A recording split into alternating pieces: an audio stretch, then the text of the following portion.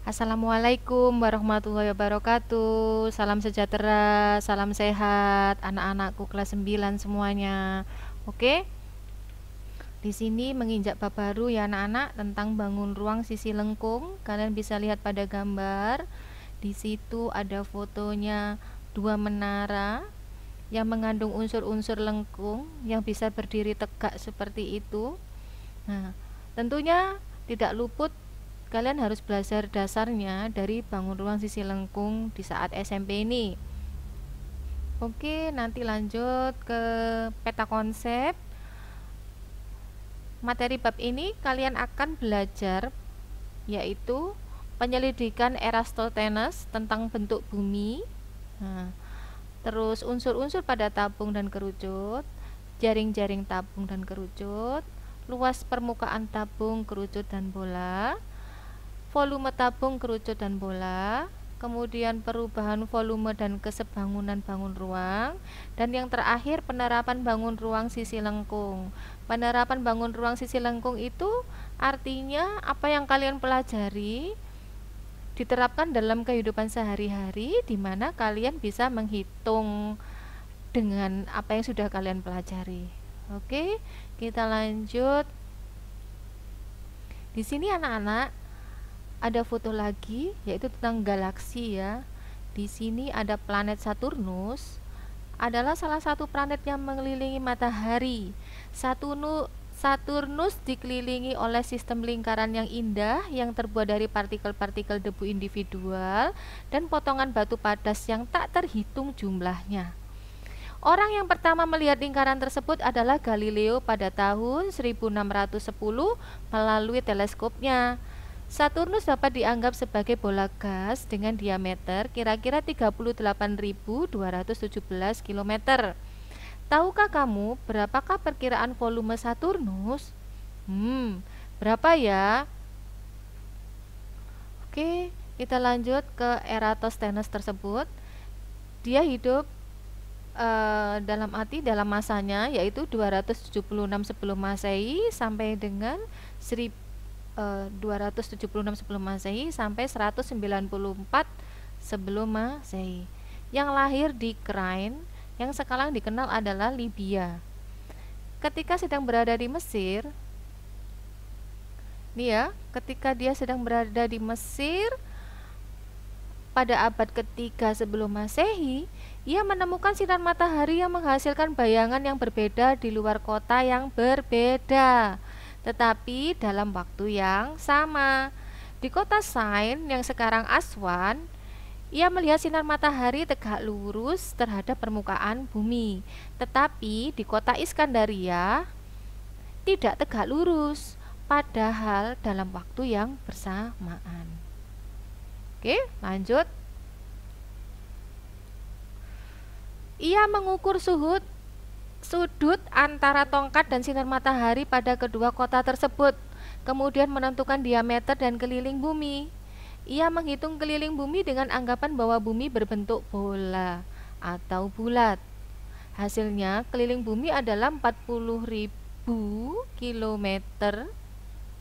Hasil perhitungan Eratosthenes ini mendekati ukuran bumi yang dihitung oleh para astronom, yaitu 40.075,16 km untuk keliling bumi di Khatulistiwa. Oke. Gini ya, intinya Eratosthenes ini membuktikan bahwa bumi itu bulat, di mana bayangan-bayangan di kota yang berbeda dalam waktu yang sama itu tidak sama. Oke, itu menginspirasi bahwa kita harus banyak belajar tentang unsur-unsur pada bangun ruang sisi lengkung. Unsur-unsur pada bangun ruang sisi lengkung dan kerucut. Unsur-unsur pada tabung. Perhatikan gambar berikut.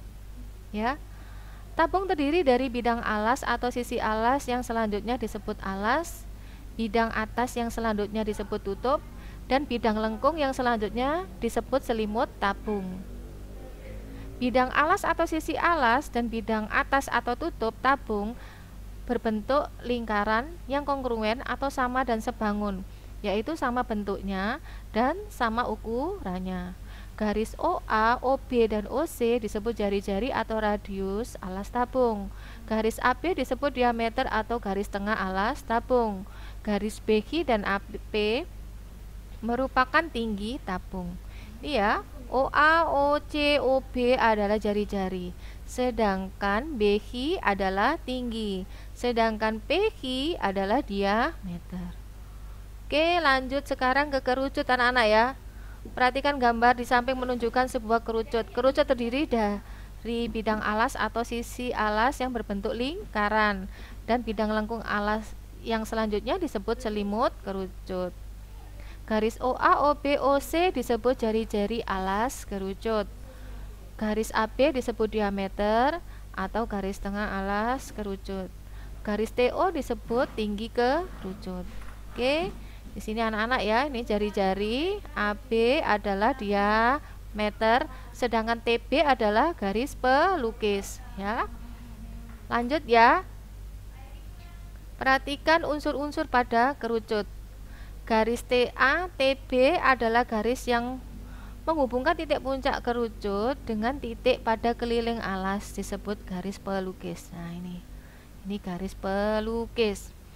Kerucut tersebut memiliki sebuah rusuk, yaitu tepi lingkaran alas, ini yang bawah ini, dengan merupakan garis perpotongan selimut kerucut dengan bidang alas. Nih, ya, ini selimutnya, ini alasnya, maka disebut rusuk. Lanjut ke jaring-jaring tabung anak-anak ya. Gambar berikut menunjukkan sebuah tabung dengan panjang jari-jari alas sama dengan R dan tinggi tabung sama dengan T. Ini tinggi tabung, ini jari-jari. Nah, ini ya anak-anak, tabung itu terdiri dari 3 bagian, yaitu tutup, ini selimut, kemudian dan ini alas ya. Alas dan tutup sama-sama bentuknya lingkaran yang kongruen sama besarnya anak-anak ya. Nah, ini ada penjelasannya. Tabung tersebut diiris menurut rusuk lengkung atas, rusuk lengkung bawah, dan garis PQ kemudian direbahkan sehingga menjadi rangkaian bangun datar seperti ditunjukkan pada gambar I2. Bangun datar yang terbentuk disebut jaring tabung.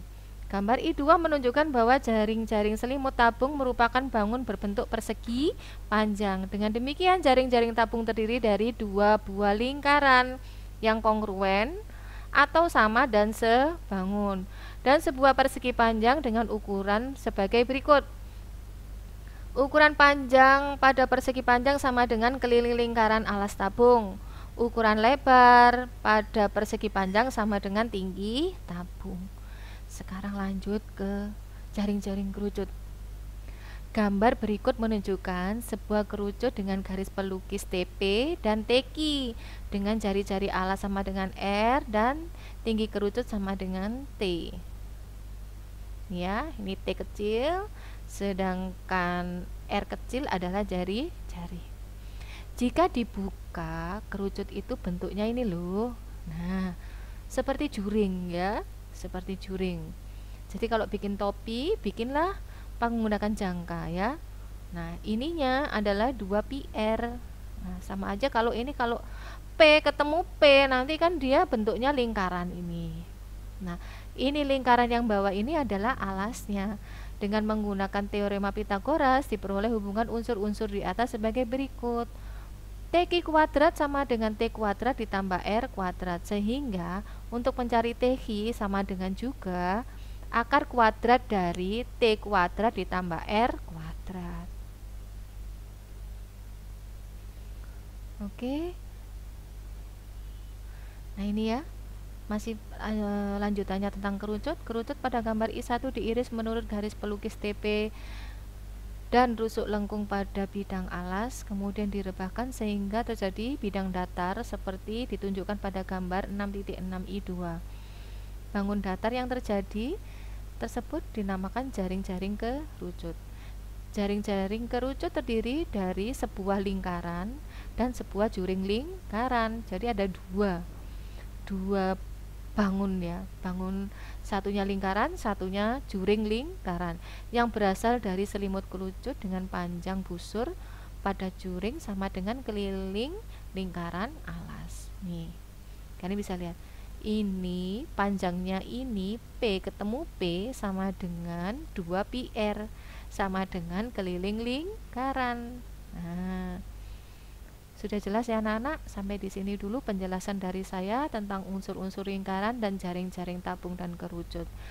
Minggu berikutnya atau di materi selanjutnya akan Ibu jelaskan lagi. Mohon maaf segala kekurangan Ibu, karena Ibu juga masih belajar ini ya. Oke, saya akhiri. Wassalamualaikum warahmatullahi wabarakatuh. Salam sehat selalu.